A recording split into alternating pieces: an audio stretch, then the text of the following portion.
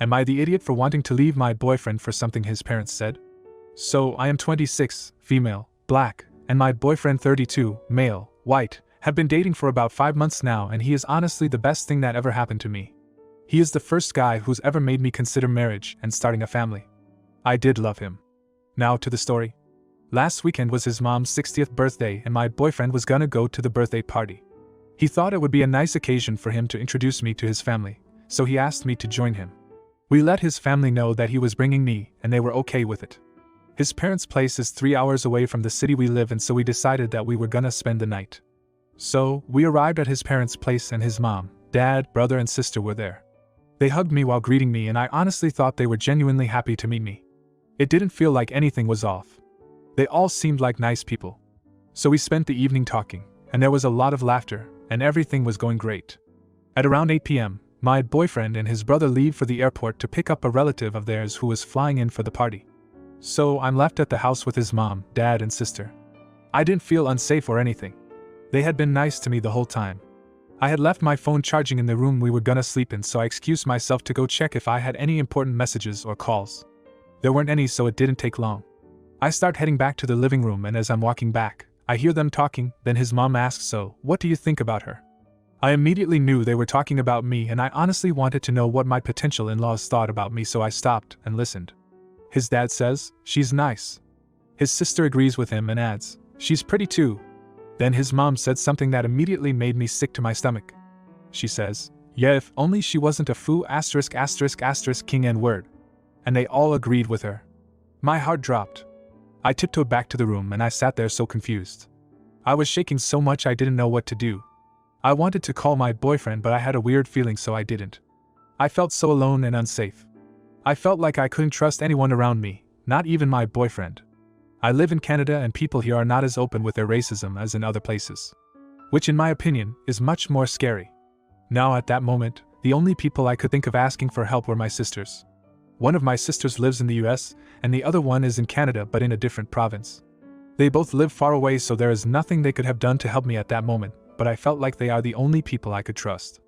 We have a WhatsApp group chat, so I sent them a message telling them what happened. I have lived in Canada for a couple of years, but it's not easy to make trustworthy friends here. Canada is a lonely place. I have met a lot of people, but I don't feel like any of them are my friends. If you are an immigrant in Canada, you probably understand what I mean. Anyway, back to the story. So my sisters were like, "You need to find a way to get out of there immediately." They tell me to make up an excuse saying I had an emergency and needed to leave. I stayed in the room for some time, scared to death. It took everything in me not to start crying. After I had collected my thoughts and calmed down, I did what my sisters told me to do. I hadn't unpacked my bag yet, and luckily, we brought my car because it's fuel efficient compared to my boyfriend's. I took my bag and car keys and passed the living room in a rush, saying something came up and I had to leave. I didn't give them a chance to ask any questions. I just got in my car and drove away. It was getting late, and I wasn't in the right state of mind to drive back home. I just wanted to get as far away as possible before stopping at a hotel for the night. My boyfriend had called me a couple of times. I called him back, but I couldn't bring myself to tell him what had happened, so I gave him the same excuse I gave his parents. He asked if he should come home as well, and I told him it wasn't necessary. I went home the next day and my boyfriend showed up at my apartment a few hours later. I looked at him, and it felt like all the love I had for him had just disappeared. Though I acted like everything was fine, I wondered if he was racist too. He had been so great during our whole relationship. I never once felt like he had any racist thoughts or feelings. But I can't help but think about how his family made me believe they were nice people, and I keep wondering if he's also just pretending to like me. We don't live together, but my lease is ending in July. He owns his place, so I was supposed to move in with him after my lease ended, but I have managed to get out of moving in with him. I don't feel like I love him anymore. It's been 3 days now since we got back from his parents' place, and I want to end things with him without it causing any trouble, but I'm really scared.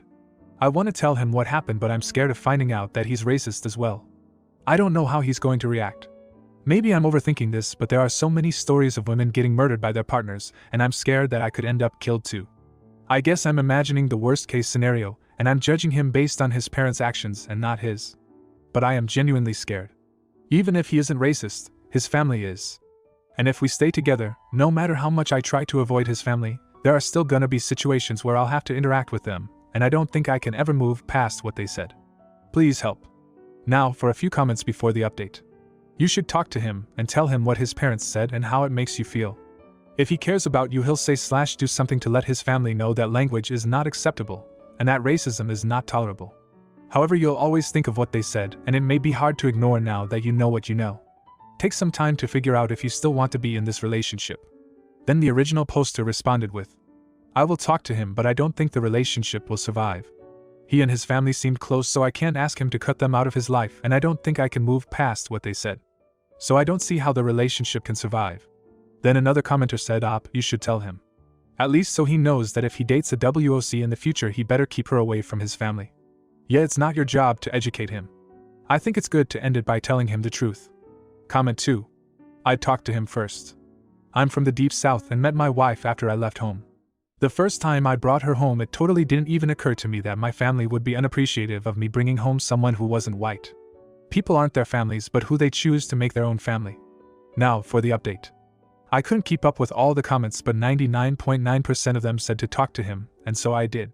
He didn't get all defensive or angry. He just listened to what I had to say, and we ended up having a great conversation about it. So, yesterday we went on a coffee date. Things were a little awkward at first, so as soon as we sat down, I just straight up told him what happened. I expressed how much it bothered me that he left me all alone with his racist parents without a warning and how terrified I was. He profusely apologized and said he would talk to them about it, and he swore he had no idea that his parents felt this way about black people. I asked him how he didn't know, yet he grew up in their homes. They raised him, so he surely must have heard some racist comments from them. He explained to me how during his childhood, all the people in his hometown were white. The neighborhoods were all white, the kids in his school were all white, and all his teachers were white.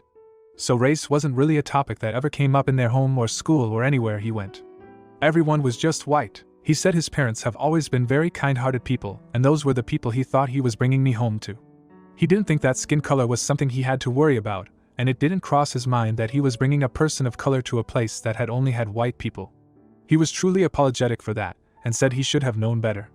Anyway, we kept talking and he told me about the first time he met a POC in real life. He was 19 years old, and he had just moved from his hometown to our city for college. He said he loved meeting people from different places with different cultures and backgrounds, and hearing about all their different experiences, which reminded me of when we first met. I thought he was really weird cause he would ask me all these questions about my culture and home country. He honestly had so many questions, some of which I didn't even know the answers to. I googled the population of his hometown, and according to the 2022 census, 93% of the population is white. So back then, during his childhood, it was probably 100% white. So, I have chosen to believe him because I guess he thought his parents would have been as open-minded as he was. Some of you might not agree with this decision, but I decided to give him a chance to prove himself before ending things with him. But I pointed out that if he plans to be with me, a black woman, he needs to understand that he cannot turn a blind eye to any discrimination I might face, including discrimination from his own family.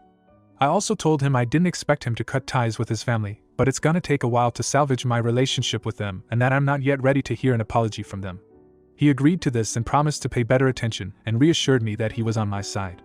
I don't know if he has already spoken to his parents, but this morning I woke up to an apology DM from his sister, and the dots connected. In her message, she stated that she was shocked to hear her mother's words and that she doesn't believe in that. She just agreed with her cause it was her mother, and she didn't know what to do at the moment. His sister is attending college in our city, so I had met her a couple of times before. Like maybe 3 or 4 times, so I'm thinking she was the one who gave their parents the heads up.